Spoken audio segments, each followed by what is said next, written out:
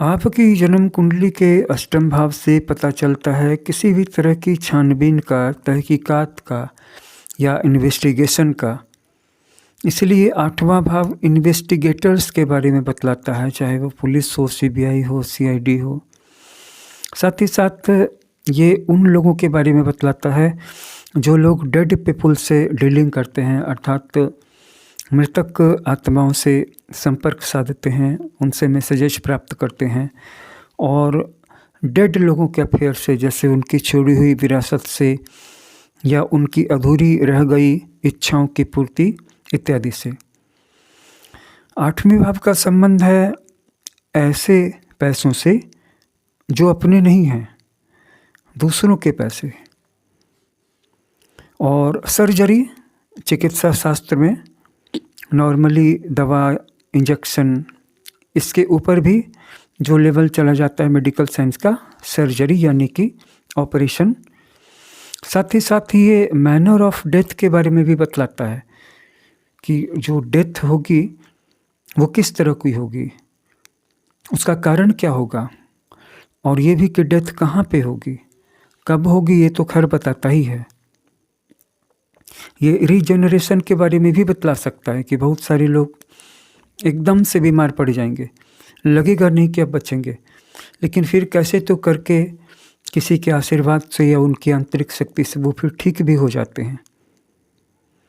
इसे हम कहते हैं पावर ऑफ रीजनरेशन। ध्यान दीजिएगा, ये पावर ऑफ रिसरेक्शन नहीं है।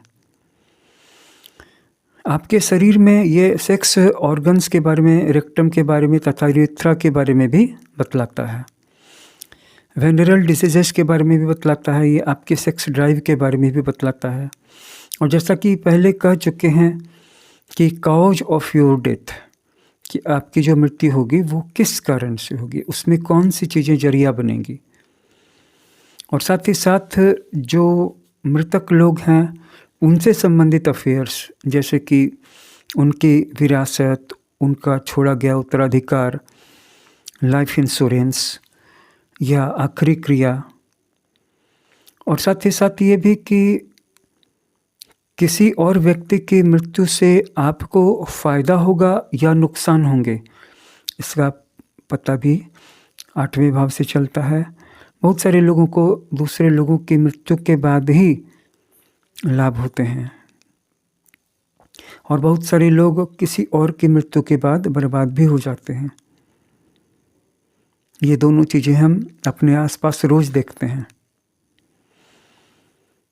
बूचड़खानों या स्लॉटर हाउसेस का पता भी अष्टम भाव से चलता है तथा ऑटोप्सीज और सर्जरी के बारे में भी इसी से पता चलता है। मृतक या मुर्दा घर के बारे में भी आठवें घर से जाना जाता है। दूसरे लोगों के पैसों के बारे में भी अष्टम भाव से ही जाना जाता है तथा बहुत प्रकार के आध्यात्मिक अनुभव होते हैं, लेकिन उनमें से कुछ रहस्यवादी अनुभवों का पता अष्टम भाव से भी चलता है, जिसे कि हम ऑकल्ट एक्सपीरियंसेस कहते हैं।